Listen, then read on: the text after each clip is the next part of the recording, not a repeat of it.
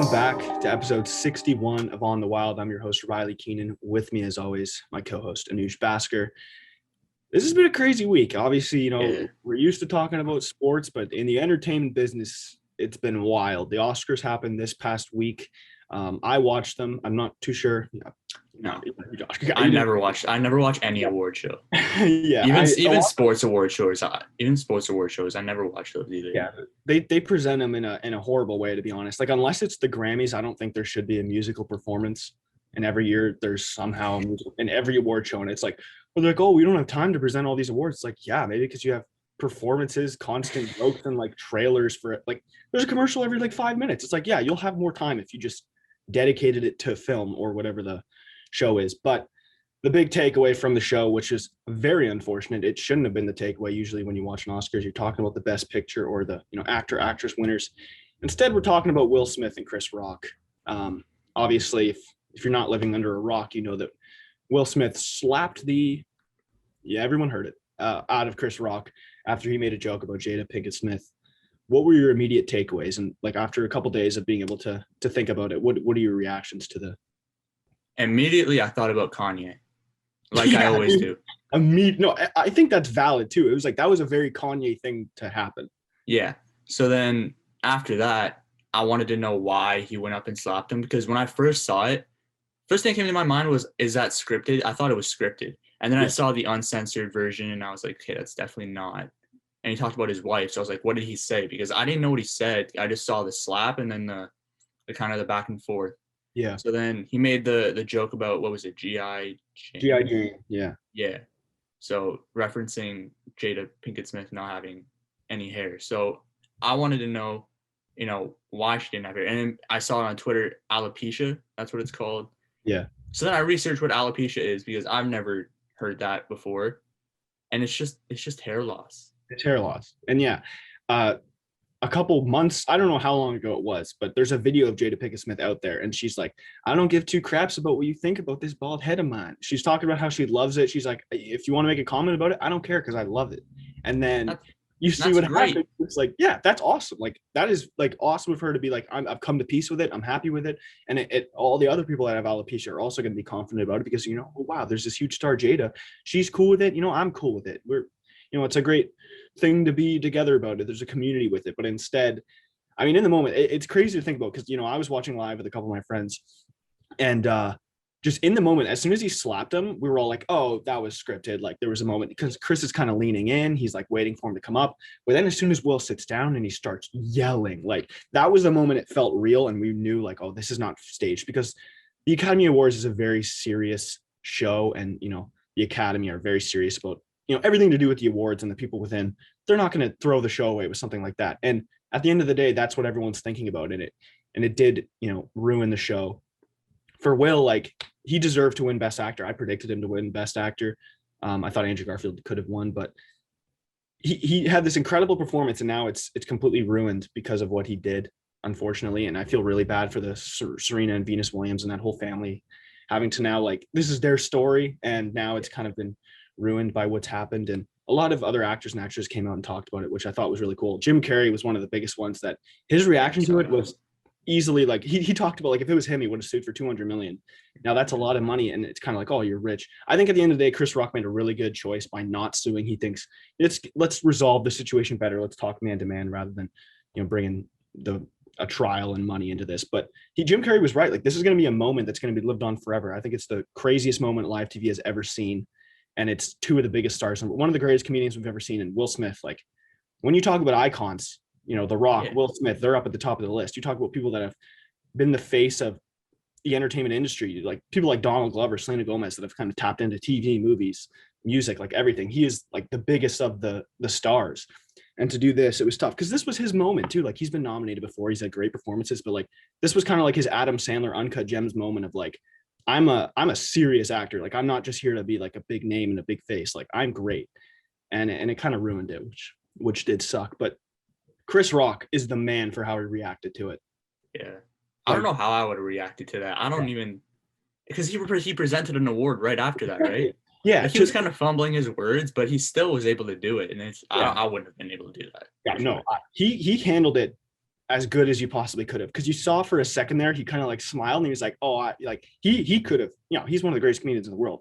Immediately he's witty, he can think of something. He could have went in on the two of them, because all the stuff that's been going around within their relationship, to make a joke about not having hair is the best thing he could have done compared to what we've all heard about what's going on. And like to not make a joke and choose to just go on with it is, I commend him for that. Like, so much respect, because he could have blown it out of proportion and made it much worse, and it could have been a bigger altercation, but instead he just went on with the show. And my respect for him, man, is crazy. But also, like, Will ends up winning the award and he has a chance to save it.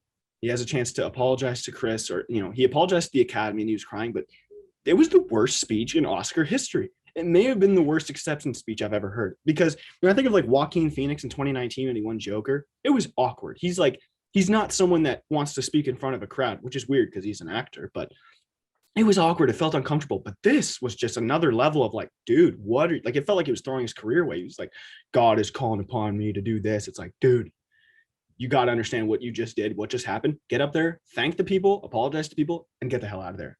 It was like he had it pre-prepared what he was gonna say. Yeah, it's like, dude, he didn't take into account what just happened. Exactly. And then after the show, like, he's dancing and singing his own song, which was like kind of funny. But like, it is amazing to look at the parallels between him being a loser but also being a big winner, because it's like, you made a stupid decision, you kind of embarrassed yourself on live TV, but at the same time he slapped one of the greatest comedians in history and then won an Oscar.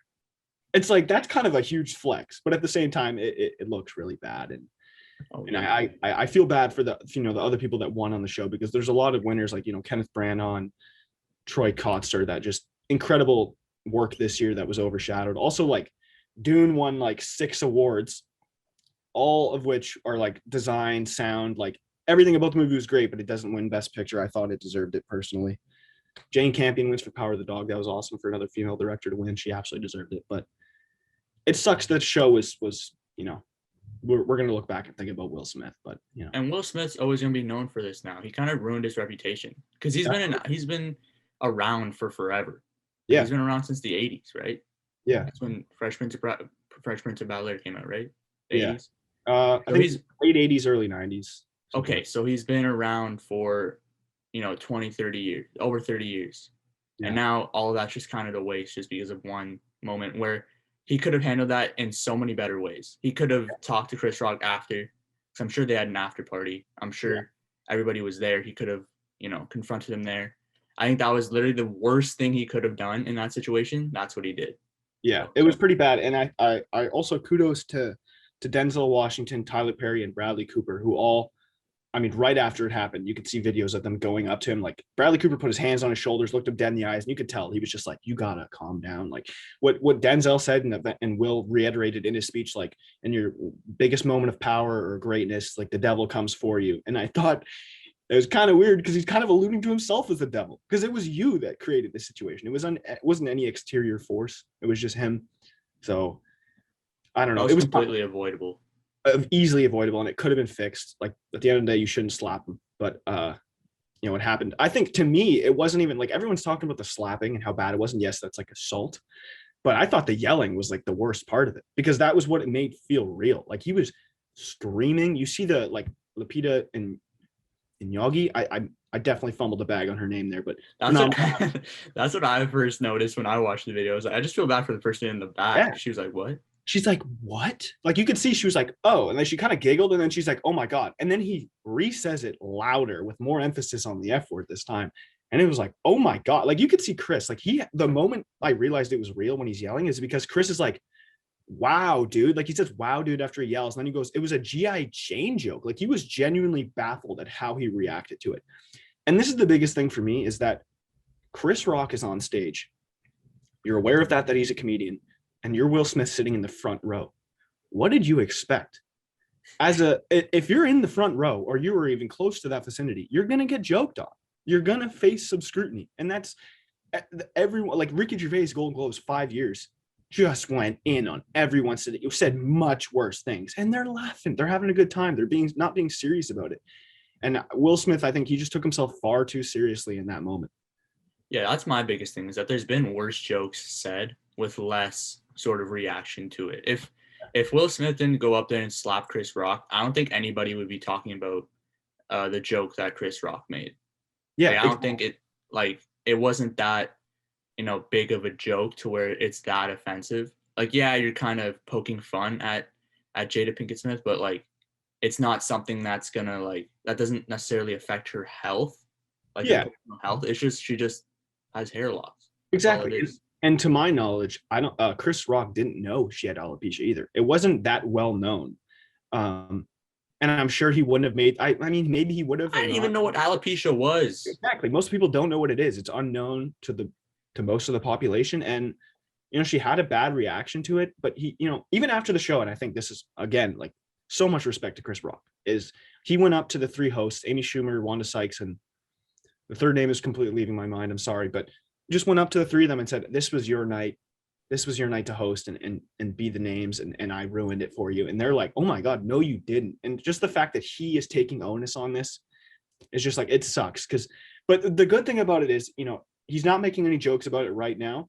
But when his special comes out in a year or 2 years, whenever that happens, he's gonna unload. Like, unless they completely solve their relationship and it's all good, he has the opportunity to have the greatest comedy special ever, because he can already be funny in general, and then being able to talk about that, like, he's got some jokes. But yeah, it's just an unfortunate situation. One of the craziest things I've ever seen. Yeah, like we have been talking about it so much. Like I'm seeing these Shark Tales versus like Madagascar memes. Like, it's the greatest history now. Like, this is going to become like the most expensive NFT that we've ever seen. Like, it's insane, which is, leans more towards why he could have sued and got a lot of money. But kudos to him for just laying low and just, let's get through this. Let's get it over with. Let it play out. Yeah. But at the end of the day, still a pretty good show. But two things before we move on, two things that I wanted to mention.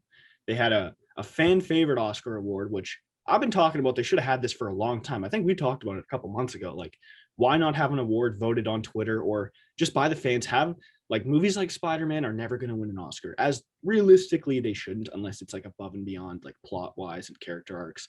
But a fan favorite award is perfect for that. Instead, Army of the Dead wins, another Zack Snyder movie, which is like, how was that the fan favorite movie of the year? I've literally not heard many people talking about it.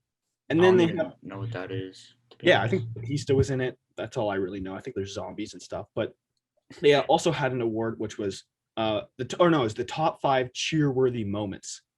And it wasn't even like for the year. It was like all time, but it didn't say all time. And it was like, we were astonished because number 5, it was The Matrix. It was like Neo dodging the bullet. So we were like, oh yeah, no, that makes sense. And then it was like number 4, it was like a girl singing, which I get was like in the context of the movie, it was probably a powerful moment, but it was like, who's cheering for that? Then it was like Avengers Assemble, which is like, oh yeah, that was a dope moment. Number 1 was The Flash getting into the Speed Force or whatever in the Justice League recent movie. What? I'm sorry. What? First of all, who's talking about that moment? Second of all, who really watched that movie? Second, but it really. The Snyder Cut was like 4 hours. Yeah, I didn't watch it. I'm not watching the 4 hour. I'm sure it was good, but the build up to that movie was horrible, and it just made me not care. Like, MCU did a far better job of building up their movies. But yeah, like, that just goes to show like the cult following that Zack Snyder and the DC universe have, which is just ridiculous because they haven't earned it, I don't think. Like, Zack Snyder is a very unique director and he does a good job.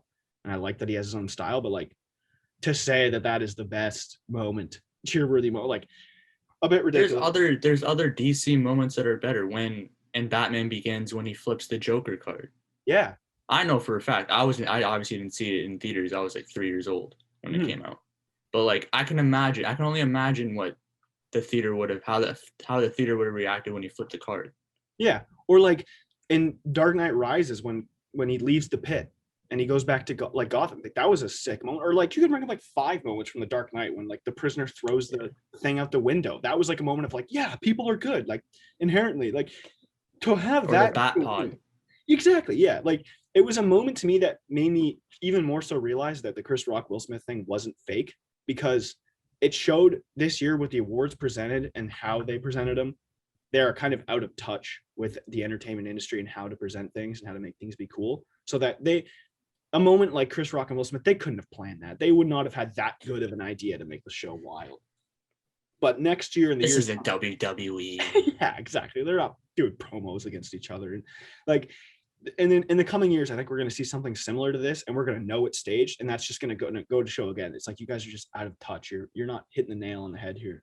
Oh, whenever they're up on stage, they're going to be reminded of it. It's like when Kanye won Best Album with, I think, My Beautiful Dark Twisted Fantasy, and Jay-Z presented the award. Pretty sure that's when he won it. But then before he started talking, Jay-Z like interrupted him. Was like, before you start going, like what he did to Taylor Swift. It's always going to be there. Yeah, So, exactly. Regardless of what they do, that moment's always going to be associated to them, and it's always going to be brought up to them whenever they're in a public space. True. I also find it incredibly fascinating that like all these presenters of the awards are actors, and yet they can't act on in front of this crowd. And I don't think it's like being nervous. I think it's just the fact that they're reading off a prompter, and it's like kind of bad jokes written by other people, and it's like it's just weird how they can, you'll see someone like Jason Momoa who can put on a great performance in whatever he does, and then he goes on to here and he's like literally struggling to get words out. It is weird how they can't really translate. I guess they also just don't care as much because they're just presenting an award, but it is kind of odd that they can't put on that same. Going back to what you said about out of touch, I swear we said this about the Grammys last year. I remember we did a Grammys episode. It was one of our first episodes. We said the exact same thing, that it's out of touch, and that they're giving like lifetime achievement awards rather than who deserved it that year. Yeah, exactly. And based on everything that you're saying, I'm pretty sure it's the exact same thing. Yeah, to an extent, based on my view of it. I think you can view the Will Smith win like he earned it. I think initially I thought about it when he got nominated. I was like, is this just like a thing of like, oh, let's finally give him the award? But after watching it, it's like, no, he absolutely deserved this. He hit every note in that movie. But the way it all went down, like I don't think he actually, like with the code of conduct that the Oscars had, he should have been kicked out. Like he should not have. That just went to show like they knew he was going to win, and that's the only reason they kept him there. I think at the end of the day, I think he's going to keep the Oscar. Like when you look at the whoever the winners are over the history, you'll see it. But I think I don't know if he'll get to keep it. Personally, like with what he did, you just can't do that. Any other person that does that is getting kicked out. But because he's Will Smith, it's a different story. Yeah. Also, the thing is, like he laughed at the joke. He laughed hard at the joke. And you see the shot of Jada like rolling her eyes, which is like, I thought you didn't care what people thought about the bald head, but clearly you do. And then you see Chris Rock laughing and making jokes. There's a good 5 seconds in between when he laughs and when he goes up on stage. I would love so badly to have either a picture or a video of someone just shooting the little dialogue that Will and Jada had, because she had to have been like, what are you going to do? Because he was laughing, like he didn't care. So it's like, what the heck was said in that 5 seconds for that to go down? It's insane. You probably look back and then they kind of probably made eye contact, and I don't know. Yeah. I don't know. That was literally the worst thing he could have done. Yeah, it was bad. Just like I get the wanting to protect your woman, like kind of energy, but that is not the way to do it. Yeah, no. Not assaulting someone. Yeah, I think in his slapping head, someone's face. That's honestly childish. Yeah, I thought in his head he was definitely thinking like, yeah, like I just did that. Like everyone's gonna think I'm dope because I just. The way he walked away too. Yeah, he was like, the way it was like there was a little awkward couple of seconds where he slapped him. It looked like he was kind of expecting something back, and then nothing happened. Yeah. So then he walked away. 100%. It was just awkward. Yeah, and the people saying like, oh, why did Chris lean in? In Chris's mind, he's thinking, I just made a joke about Will. I witnessed him laugh. I made a second comment to Jada saying like, oh, like, come on, like, I'm just making a joke. He gets up. He's definitely thinking Will's coming up there to either not dap him up, but probably like maybe like put his arm around him and like whisper something in his ear, pretending like he's like mad about it. And like, it'll be a little good bit. Instead, he slaps him. And that's why Chris had the reaction he had. He was so baffled and startled by what happened that he was like, where do I even go from here? As soon as it happened, he looked around and was looking for a producer, I assume. Yeah. I was like, do I keep going or are we going to commercial? Like, what's happening? 100%. So how he handled it was amazing. Yeah, he like giggled and he 100% looked at the producer, and the producer definitely was like, keep it going, just go with it. But yeah, handled it very well. I'm very excited to see what he does next, and Chris Rock. And also like, I'm happy that Will, posted that whole apology, but at the end of it, he said like, I'm a work in progress or something like that. You're 58 years old. You got like, obviously there's always room to develop in your character and your personality and like be a better person. But I'm a work in progress. Like, come on, you like that? No regular person. I'm 20 years old and I know not to go on stage and slap somebody in the face. Exactly. Like it's brutal, and it's something that I would have never expected from someone like Will Smith. And in his whole speech, like talking about how like to spread love and how I'm being acted upon to do this. It was like, dude, not the time. You after to spew the fact that you need to have love in the world right after you slapped someone in the face and swore at them in front of the room of some of the most famous people in the world. Those two don't go together. It's weird. And like I'm very excited for the next Oscars when whoever, like I am hoping Ricky Gervais hosts. He definitely won't because he's a Golden Globe kind of guy, but I can't wait to see the jokes that are made about it. What's the difference between the Oscars and the Golden Globes? Golden Globes includes TV shows, but they also have an award for, like, I'll say this. I think the Oscars is the better show overall. I think they make better decisions, but the way in which they award, like the categories are way better with the Golden Globes because they have musical and comedy together. Whereas like you'll never get a comedy winning an award at the Oscars. It'll never happen. Same with like action movie. It's still to this day how an action movie or adventure movies aren't a nomination or like have their own category. It shouldn't win best picture, but it should win something. Like and a movie like like a blockbuster. Well, yeah, do something like that because I think even something like Dune, which I think should have won the award, they're still looking at it like, oh, this is a blockbuster film in a fantasy world. But it's like, but it won cinematography, it nearly won adapted screenplay. Like that goes to show it was an incredible film more so than a blockbuster. So it shows that they still look down upon it. But yeah, the Golden Globes are more of like a they'll talk about TV shows and stuff. But yeah, award shows need to figure it out. And I think Jim Carrey made a really good point about he's like, we're not the popular club anymore or something like that. Of just like, actors and directors used to be the faces of the entertainment industry. And now I think it's gone more towards music, and you can talk about social media as well with influencers, but they're not the cool club anymore. A lot of things are happening that just make them look bad. And I think they need to fix it. Restructure the show, enough of the performances, and get people to have fun, but don't be an idiot, like it's that simple. It's pretty simple, but yeah. But moving away from the Oscars, last night, huge news broke out in the NFL, like it has been for the last 2 weeks. It hasn't stopped. Bruce Arians retired. Tom Brady played the Uno reverse card. Yeah, he came back and Arians is retired. Apparently, they let him know the day after he came back, or the day he came back, which makes me think, did Brady kind of push for him to get kind of pushed out? Maybe not fired. Maybe they didn't want to fire him because that would have made it look really bad. Yeah. But maybe he retired just so, it wouldn't become a bigger story. Because there's been rumors for a long time that Brady and Arians didn't get along. Yeah. And there were problems in the locker room. So maybe that's what it stemmed from.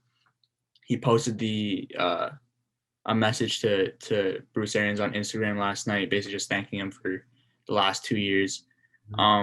What she would have done regardless. It's a great PR move. But I personally think that this is more of a Brady didn't want to play for Bruce Arians anymore. Yeah. And we saw the rumblings of him wanting to go to a different team. Like even last week we saw he's working on a move to the Dolphins. That ended up being false. But there's been rumors and speculation all offseason that Brady wanted to play for a different team. So I think this is Brady's doing. Not to say he was like 100% in on it, but I think it was more of a him or me sort of thing from my perspective. Because there's too much smoke for there not to be at least a little bit of fire. Maybe just a flame. And he seemingly got a pretty good relationship with Bowles, who is looking like he'll be the next head coach. But also Bruce is 69 years old. So he was the oldest Super Bowl winner in the history of the game. So I'm sure he's also got a little bit of like, let's do a different position. Let's a bit less work. Yeah. In the front office. But what a career. I mean, I think he had like a 624 win percentage. And then in the playoffs, I think it went up to like 627. He's had a crazy career. He's one of the best that we've seen, at least that I've seen. But yeah, this the Buccaneers team. Do you think they sign anybody out? Like, do you think they can get a guy like Julio Jones, or do you think they're kind of done? AB is on the phone with Tom Brady right now. You think so? Saying he's sorry. Yeah, I'm sorry. Remember that video of that guy in court who's just singing that he's sorry? Yeah. Yeah. That's what Antonio Brown is doing to Tom Brady right now. Yeah. He's serenading him by saying, "I'm sorry." He'd have to. Because as soon as Deshaun was traded to the Browns, he did that Cleveland Antonio Browns post, and nobody interacted with it. Nobody. So he's got to know, like, my career's dwindling. I gotta make a move now. And I gotta be smart about it. If And I'm I'm sure. Oh, go ahead. I was just saying, if I'm an NFL team right now, I'm steering clear of Antonio Brown. I don't even want Yeah, any. I wouldn't. The only team that I'd say maybe is Baltimore, just because he trains with Lamar Jackson and his cousin is Marquise Brown, and he's obviously their number one receiver. So that's the closest thing that he'll get to, I guess, a family. Well, I mean, he is family, but I feel like those two would be the best to calm him down. But we also said that about Tom Brady, and that fell apart in a year and a half. So That's true. Yeah, I agree. I it's think tough. if any move is going to happen, it will be Baltimore. I genuinely think he will be on Baltimore by the time, maybe not the season starts, but at least halfway through, because I think Lamar has been pushing for him too. And I mean, what a core of guys. Because I think over the years we've talked about Baltimore not having a great receiving core. I think Bateman's going to have a good second year, and Brown has made some improvements, but Andrews has proved he could be the best tight end in the league, especially with the production that he gets. But Kelsey's going to make a running this year now that Hill's not there. But yeah, I don't know. I don't know what guys like Antonio Brown, like Julio Jones. I don't really know where exactly they fall. Someone like Jadeveon Clowney too. Yeah, imagine saying in 2016 that Julio Jones, Antonio Brown, Odell Beckham Jr., and Jarvis Landry would be free agents at the same time. And that would have been the best receiving core of all time. Those were 4 of the top 10 receivers just a few years ago. Yeah. And that's crazy how the league changes so quick, but it's insane. It feels like, I don't know if I mean, you've been watching football longer than me, but it seems like the younger players are making a far more of an impact into their careers than they used to. Like, obviously quarterbacks are pretty quick to move in, but like guys like Jefferson and Chase and, some of the running backs. Immediate. I mean, the rookie receiving yard record was a record since the late 90s. That was Randy Moss. And it got broken last year by Justin Jefferson. Got broken again this year by Jamar Chase. So, yeah, younger players are making so much of a bigger impact on the game now.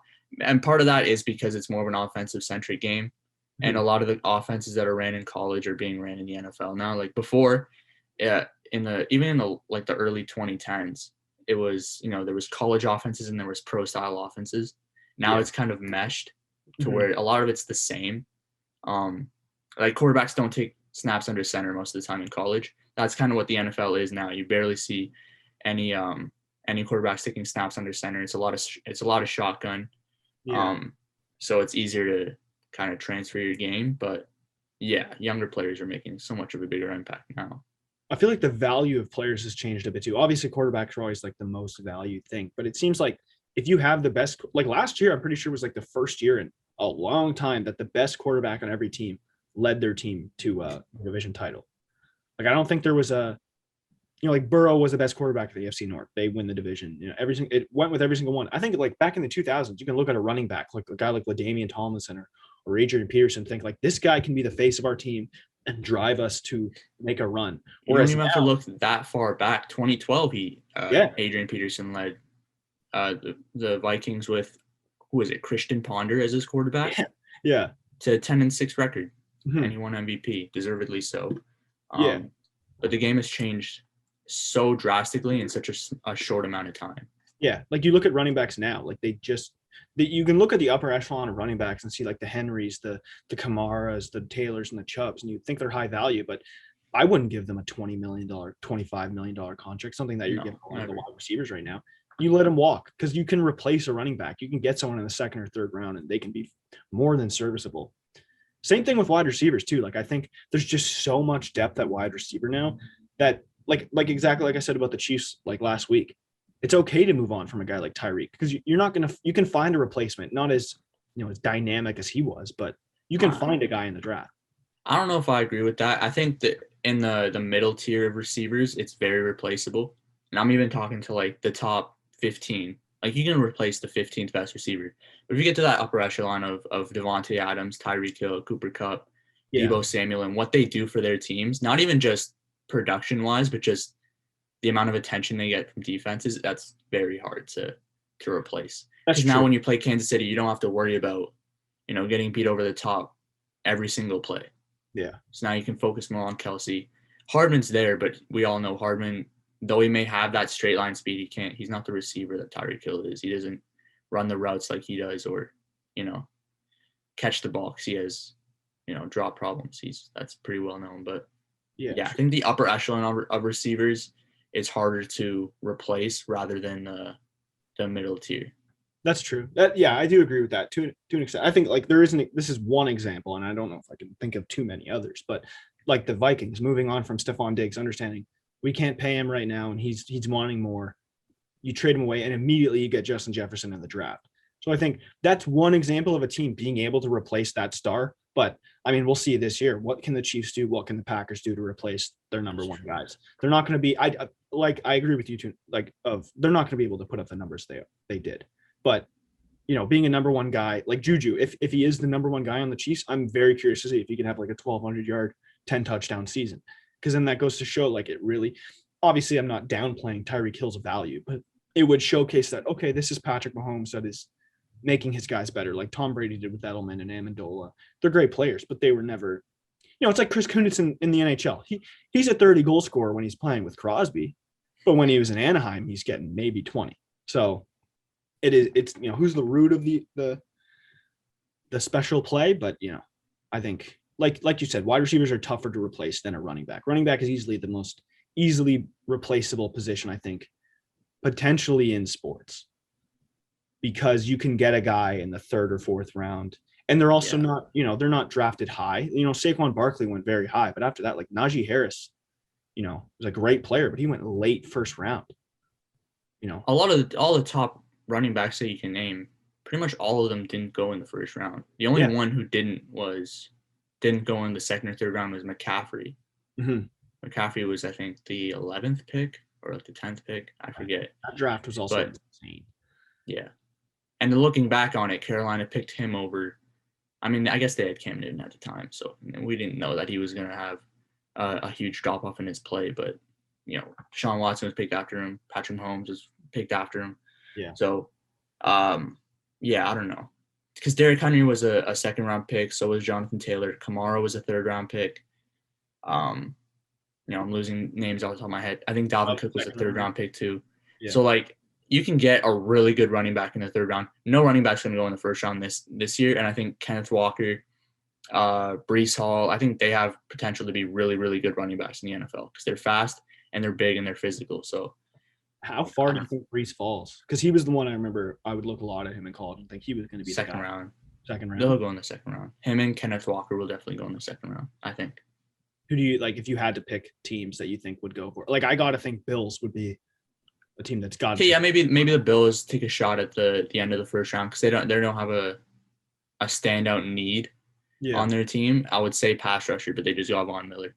Mm-hmm. So yeah, maybe Buffalo. And then any team at the top of the second round, because last year, because Denver picked Javonte Williams at the top of the second round, they had Melvin Gordon. They didn't necessarily need a running back, but that was a good pick for them. So I think any team could use a running back in the second round.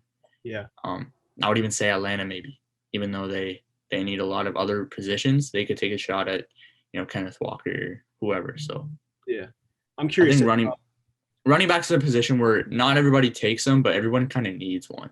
Yeah. It's not bad to have one or pick one. So it's not a bad idea to take a shot at a guy, see what he can do. Yeah. But I'm curious with the Falcons, because I can mention like a prediction for the Browns. Who do you think in terms of free agency right now, if you think there's one guy that the Falcons are going to go out and get, who do you think it would be? It doesn't matter because it's going to be a 1-year contract regardless. That's true. They have literally no cap space, so they can't go after anybody big and offer them a huge long-term deal. Next year when we have this conversation, I'll be well prepared. But right now it's just 1-year deals across the board. They brought in Rashaan Evans for a visit. If they sign him, cool. He's been kind of mid ever since he got picked by Tennessee in the first round. So I don't know. I like the odd and take pickup though. They just picked him up. He's like 6'5", 228. Mm-hmm. Bengals fans love him. They're saying he's really good. He just wasn't as good as Chase, Higgins, and Boyd, and he's been kind of injury prone. But there's really no one out there that the Falcons can get right now that will make a huge impact. And there's no impact free agent that wants to go to Atlanta right now. Yeah, So true. That's the same thing in Cleveland. I can think of guys that would maybe want to come because they think they can get a win, but with the uncertainty of Deshaun right now for at least the first season, it's tough. But I think if there was one guy that I think is going to come to the Browns, I think Will Fuller, because I think they still need another wide receiver. They need a number 2 guy because there's Schwartz and Peoples-Jones, they're not there yet. I don't know if they'll ever be there, but they haven't had too many looks in the league yet. They need to get someone else. But who are some of the big name free agents next year? Because I think that's when the Falcons are really going to be able to make a splash. I personally don't even know. Because like when you look at it online, it's just a bunch of quarterbacks. You see like Garoppolo, Brady, I think Derek Carr is in there.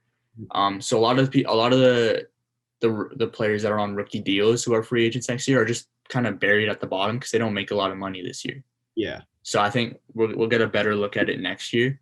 But hopefully it's as good as it was this year. This was a pretty good free agency class. Hopefully there's some good offensive linemen. That's the biggest thing for Atlanta that I want them to sign is proven veterans at the offensive line. So hopefully there's some good ones. I think Elton Jenkins is a free agent next year from Green Bay. So hopefully he's available. Hot take: I think J.C. Treader comes to the Falcons on a very right now. I don't know. You know why? Because for some reason we talked about this. Falcons and Browns have a connection. Someone of Clowney, Jarvis, or Treader will be on the Falcons by the end of this free agency. Definitely not Clowney. Clowney wants money. Yeah, Clowney. And Landry too. I read that Landry got an offer from Indianapolis. Him and Tyrann Mathieu. I was gonna say I think Landry goes to the Colts for him and Pittman to be that force, and then I think Clowney goes to the Chiefs because we know that they're gonna lose Mathieu and they're gonna lose Ingram as well. I think that'd be a nice piece because I think the Chiefs get Gilmore too. Yeah, they need to make moves to keep up. Yeah, Gilmore would be a nice pickup for them. Yeah, like the Chiefs with they've done the least of the division of making their team better, but I'd still take them to win the division. I think at the end of the day, it is crazy that I say this is the Chargers' year. That's the thing. I said that last year too. Obviously, last year too. It's early in Herbert's career, but I think third season in the NFL, it's time for him to really come to his own. And I mean, to get Mike Williams back, that was huge for them. I think Eckler's going to have a good bounce back year. But it is crazy that Derek Carr has got to be the worst quarterback in a division in the history of the league. Probably. Like to the point I was making earlier about like the best quarterback winning the division. I think you can almost, when I'm thinking about predictions for this year, I think that's going to be a big thing in my mind because quarterbacks have, obviously they've always been hugely valued, but right now it seems like if you have a really good quarterback, no matter who is on your team, you got a chance. I think that's always been the way it is, but right now it seems more so than ever, I think. Because people watch the Chiefs and Bills game and we're like, okay, if we don't have somebody like Josh Allen or Patrick Mahomes, we're never going to win anything. Exactly. That's why the demand was so high for Deshaun Watson, even with all the legal stuff. It's because people know that he's a top 5 quarterback. And yeah, it's from a personal standpoint, like, and when you really think about it, it's kind of messed up. Somebody with that amount of allegations, you're going that heavy at him and giving up that much for him and paying him that much money. But they're looking at it like, if we don't have that guy, we're never going to win anything because of how good quarterbacks are now. Yeah, it's so true. Yeah. It's kind of weird. I think initially I thought Carr was going to get a fat paycheck come free agency, but now that Devontae's there, it seems like he'll probably re-sign a contract into this season. He won't even wait till the end. Yeah, he'll probably get extended. I think this is the last year of his deal, so he'll probably get extended, I assume, by the end of the season or maybe in training camp. I know the coaches kind of touched on it. His quote was kind of weird. He said that, Derek Carr is going to make his decision, or he's going to have his number. We're going to have our number. Hopefully there's a sweet spot in the middle. But Derek Carr, he seems like he wants to be in Vegas for the rest of his career. And he has his best friend on the team. So I'm pretty positive that he's going to stay in Vegas, and we'll see what they can do. Because Derek Carr is a really good quarterback. I've always thought that, he just never had a great team around him, but now he has everything he needs on both sides of the ball. So we'll see what he can do. They'll be a sleeper team because people are kind of counting them out, even though they made the playoffs last year with all the problems they had with their organization, mid-season. Regardless of all that, they still made the playoffs. So it'll all depend on the connection that he builds with Josh McDaniel. I'm not the biggest Josh McDaniel fan personally, but if they can figure it out, I think the Raiders have a real shot at making the playoffs. I don't know about winning the division, but make the playoffs. Yeah. Not only the fact that they made the playoffs, they gave the Bengals a run for their money. That was a one touchdown game that could have been turned around by a couple mistakes that the Raiders made, which were, I mean, Carr had an interception that looked bad, but it seemed like systematically they ran the ball at the wrong times in that game. It felt weird. They could have, you play that game right now, it could have been a different result, and the Raiders make a push for the Super Bowl. So to have Devontae in now, to have Chandler Jones and a lot of guys having another year on the contract, hopefully Josh Jacobs can stay healthy because I like him a lot. Raiders are going to give teams a run for their money. Yeah. They're one of those teams that you're going to hate to see on the schedule because they're going to give it to us tonight. Yeah. Well, real quick before we wrap up, the day this is coming out on Saturday, the Final Four is tonight. Mm-hmm. We have UNC and Duke and Kansas versus. Oh my God, I'm blanking on the team. It's UNC versus Duke and then Kansas versus Villanova. Villanova, right? Okay, so who do you have in both games and why? I personally don't really know. I'm kind of guessing you, but I want Duke and Kansas. Yeah, I want that farewell story. I'm a sucker for those. Peyton Manning, John Elway, Coach K. This is his last year, so I think it would be great for him to win in his final year. And it sounds crazy that I'm saying this right now because I'm wearing a Jordan powder blue UNC colors, and I'm cheering for Duke, which is I'm fake, is what I'm trying to say. But I'm a sucker for farewell stories. I want Duke to win. Yeah, I'm sticking with my guy, Mr. French. I'm taking Duke. Yeah. I think Duke comes out of this because I think UNC has overplayed, or I don't know how to outplayed themselves. I think they played a bit better than people expect. Obviously, they're an 8 seed. I think their path also hasn't been that difficult in terms of like the number 1 seed in their region was, who was it? Was it UCLA? UCLA? No. I think they were 4. Not Gonzaga. So whoever. I think they had the weakest of the 1 seeds on their side. Baylor, maybe? Baylor. No, Baylor lost to UNC. Yeah. That's the thing. I had Baylor going pretty far. I don't know. I think Duke comes out of it, and I think Villanova beats Kansas. I agree with you. I want Duke, Kansas, and I think the people running March Madness are desperately praying that they get Duke, Kansas, because this tournament has been, like a lot of the last few, have just been like, what is like? Obviously, there's upsets every year, but it seems like the teams that people really want to watch are losing earlier on. St. Peter's was in the Elite 8. Yeah, which is insane. It's the first time a 15 seed ever made it that far, right? I believe so. Yeah. So, they made it to the Sweet 16. I think when the 16 seed beat, was it Kentucky? No, it was Virginia. I think they made it to the Sweet 16 as well. But I don't know. Yeah, I think Villanova beats Kansas because they've had a very tough path to get to where they are. Obviously, they got to play 11 seed Michigan, but Michigan should not have been an 11 seed. They're a good team. But they've had a lot of games where they've been pressured down the line, and they've had guys close the game out in every single one. So I think when it comes down to it, I think Villanova honestly wins the whole thing, which would piss me off because it seems like every year it's Villanova eliminating Michigan. Obviously, they beat them in a final a couple years ago, and DiVincenzo has an insane game. But yeah, I think Villanova Duke is the final with Villanova coming out top. But who do you think would win the whole thing? I want Duke to win. Duke, true. Like I said, farewell stories. Coach K's final game. Even though I'm not the biggest Coach K fan. Like I really don't. I don't watch a lot of college sports to begin with, but I know that he's one of the greatest coaches in college history across all sports. Coached the Olympics as well, Team USA. So he's kind of ingrained in basketball as a whole. So I think it would be great for him to win his final, in his final season to win the national title. That'd be pretty cool. But to be honest, I don't really care. To be honest, I would love to see him win, but if he doesn't win, not going to lose sleep over it. Yeah, all 4 teams are pretty great. This has been one of the better Final Fours we've seen in a while. Yeah, obviously, I mean UNC and Duke. That's literally the greatest matchup that you can get in a night. I don't think they've ever played in March Madness before, or maybe not this far. Definitely not this far. Yeah, not this far. Yeah, not that I can recall. I don't ever remember seeing a UNC Duke game. Obviously, I've only been watching for like 10 years, but man, It's the biggest rivalry in probably college sports. yeah, I'd this assume. and like Alabama, Auburn, but even that is I guess, but like I think Duke and UNC goes back way farther. yeah. And Alabama and Auburn is usually pretty one-sided. It's usually Alabama who wins that game. Actually, I think we're forgetting the greatest college rivalry, which is clearly Army versus Navy, because those games. True.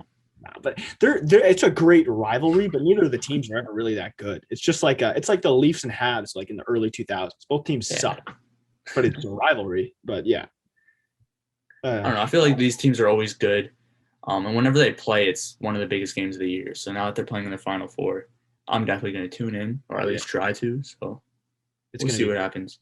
Obviously, yeah, both those games go down on Saturday, and the championship will be on Monday, which to this day I still don't understand. Why is it on a Monday?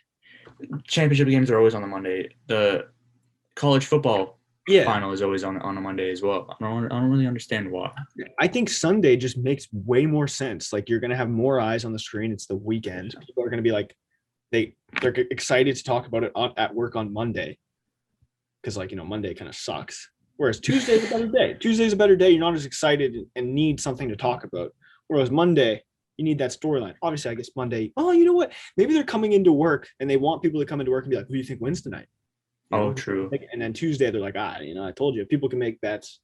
Build some sort of anticipation for it. Yeah, I guess it makes sense when you really think about it. But personally, I think it's stupid to have a 9:30 p.m. start time on a Monday for a championship game. Like, you want kids to get into this sport, into college basketball, and you have the game when they can't watch it. So I find that a bit weird. But at the end of the day, in my opinion, it's the greatest spectacle in sports. Like I don't think I get more excited for any other event in sports than I do, the March Madness. Like the Super Bowl is great, but sometimes Super Bowl just doesn't feel real sometimes. You know what I mean? Like I was literally about to say that. Every year the Super Bowl happens and I'm like, wait, what just happened? Yeah, like I literally don't recall anything from the game. I have to watch the highlights again to really remember what happened. Every single time. Like I could recite to you a lot of things that happened in all the games leading up to it. But as soon as the Super Bowl starts, like, oh my God, it's the second quarter. It's someone already scored and there's been an interception. I could not tell you who did what, when it happened. Like I find it, every single year I'm like, oh my gosh, am I even watching this game? It's kind of like when you go to a game in person and like you're having a conversation with a friend and you realize you like missed the entire third quarter and you're like, oh my gosh, I need to pay it. Or like, it always kills me when you see those people like staring at the Jumbotron watching the game. It's like you paid $100 for tickets and you're watching the TV instead of what's right in front of you. Like I was fine. I mean, I did it as a kid, but it's weird. People are weird. Yeah. But I think that's a good place to wrap up. Yeah. Thank you guys for watching. Thank you for listening. Make sure to like the video, subscribe to the channel if you haven't already. Comment down below. We will see you all next week. Take it easy. Stay well. Peace.